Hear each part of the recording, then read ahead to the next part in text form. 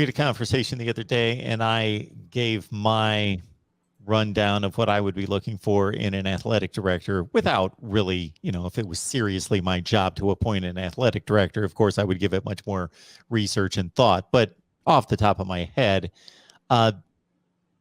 Terry is nominating Alonzo Highsmith for AD, who I believe is now working for the Cleveland Browns, and Luke Fickell, of course, the Cincinnati Bearcats head coach, for head coach. Alonzo Highsmith has worked with the Green Bay Packers in the front office for many years, transitioned to the Cleveland Browns in front office and leadership roles. That he has, not at the college level, but I would say enough experience in a leadership role, like, senior football director or whatever the actual titles were that he has had in the NFL. So he has an experience where, you're balancing, the salaries and the staffs and the budgets for these, like all these different kinds of things. Even though you do have a budget that's pretty built in with the NFL, and you don't have to do the development piece that we were just talking about with Blake James, but I think that he has the personality for it for sure.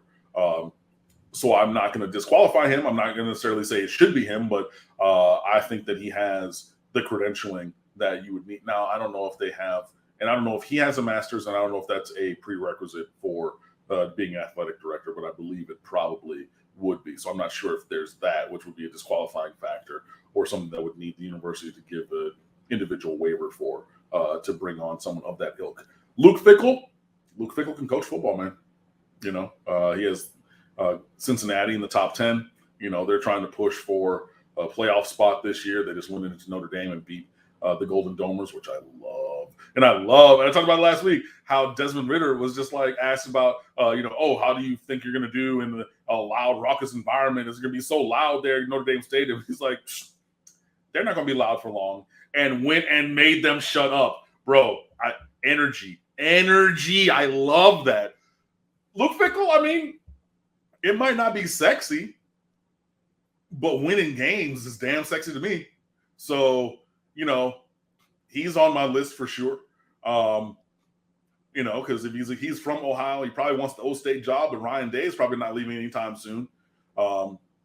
If you are a coach who can come down here and win at Miami, you can pretty much almost write your ticket anywhere, whether that's in, college or the pros, and it's clearly on some level rebuilding process to get Miami where everyone would like them to be. So there's that.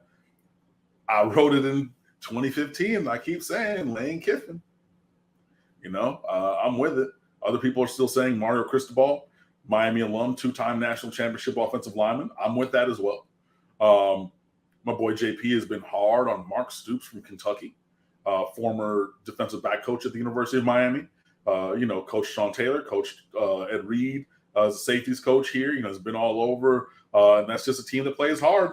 And it's Kentucky, so like you're getting the most out of these players. Like you're only getting a handful of 4-stars. You're never seeing a 5-star, but you're developing them, and you're playing in the SEC, and you beat Florida 2 times out of 4 when they've only beaten Florida once in the previous or twice in the previous 30 years. You know what I mean? Like there's some guys out there that you can go get, or that there you can have a conversation about getting. But in general, I think that my stance is going to be we need to spend a little bit more and on coaching, especially the head coach. And this is not a training wheels job anymore. This is not your starter job before you get the forever job. This is not, my first house, my first apartment before, I rent a townhouse, before I buy a townhouse, before I buy a single family home, this is not your starter apartment. This is not your first place at 23 in New York City when you're, waitressing and, trying to hit auditions during the day and make it big as an actress. This is not that job. And Miami needs to stop treating itself that way and cutting themselves out at the legs before they even get started. So that'd be my thing. So, whether it could be one of those names or potentially another one, that's what I would look at. Go and get a sitting head coach from somewhere. Get him up off of his job where he's done a good job and bring him over to the University of Miami. But again, this is all speculative because we still have a coach. But for how long, we know. I don't know because, again, I'm just counting down the days. So, well, Mark Stoops is an intriguing prospect because, to your point, he has taken a situation in which he is at a clear disadvantage at a school that's not known for football. And it's not like he's suddenly bringing in top 10 classes in the country. He's upgraded the recruiting considerably. If you look at the recruiting classes that he has versus his predecessors, they used to recruit like in the 60s or 70s. Now they're in the 20s and 30s, but it's still not the type of classes that typically compete in the SEC. So he has clearly found a way to scheme, coach, develop the talent to a near maximum level to, they're not Georgia or Alabama, but they're pretty consistently now a top 25 program that's going to go 8-4. They had a 10-3 top 10 season a couple of years ago. They're doing about as well as and the thing about ever done. Right, and especially if you think about it, they had that 10-3 season 2 years ago, and are still playing to a pretty comparable level. That's without the Terry Wilson kid at quarterback, where it was like, well, basically it's the force of him at quarterback, as though he were Cam Newton at Auburn. Like, if you take him out, then everything's going to fall apart. He's not there anymore, and you're playing pretty much the same, if not a little bit better. That's a testament to the program that's been built. That's a testament to the coaching, and again, I'm not saying that it 100% should be Mark Stoops, but sure, if you're listening to the sound of my voice and you did what you probably did, and I said Mark Stoops, you said, from Kentucky? And then I started talking, and then Mark responded, we keep talking, like, well, okay, there's something to be said for that. And again, this is a guy who's taken a team that was recruiting in the 70s and 60s up to recruiting into the 20s and 30s. That's a massive, massive ask. And again, Miami's gone and got guys off of them. Jaron Williams, let me get that. You know what I mean? Even though Jaron Williams now third string at USF, my God. But still a blue chip 4-star quarterback, top 155 player in the country that lots of places wanted. He was committed to Kentucky, and then Miami swoops in and says, come on, bro. All right, cool. Like, that's what Mark Stoops is facing on the recruiting trail, and still has found a way to build what he's built. Bro, come on. There was a question about Eric Bieniemy. Yes.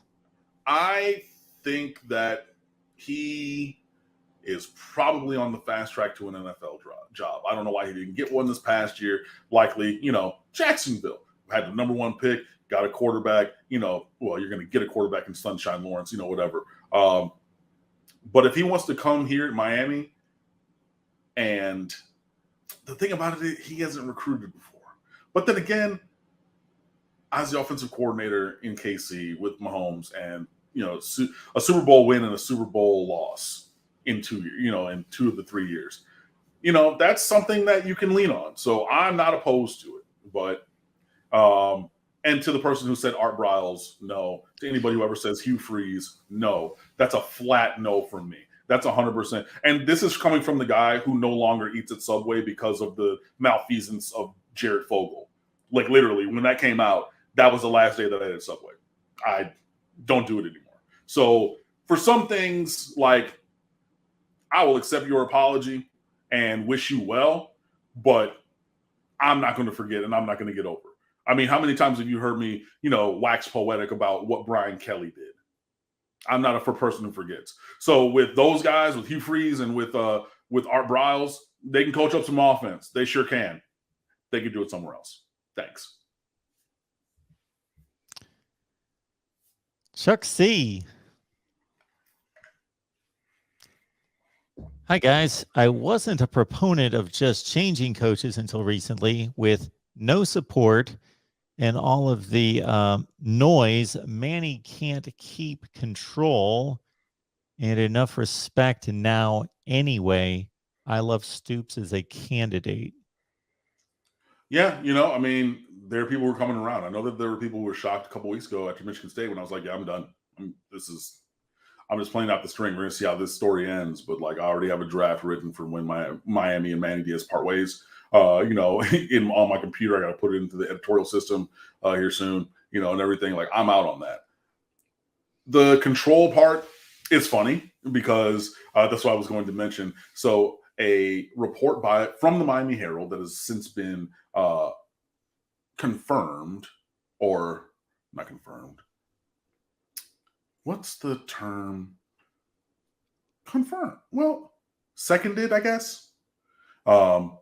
Confirmed by Manny Navarro of the Athletic, stated that there was a fist fight at practice today, followed by a players only meeting to iron out some issues, quote, as brothers do. And I mean, I saw JT, shout out to JT on Twitter, JT, not JP, Kane Grad 05. And he quoted it, and it was basically what I thought. It's like, cool, so the players want to fight fans on social media.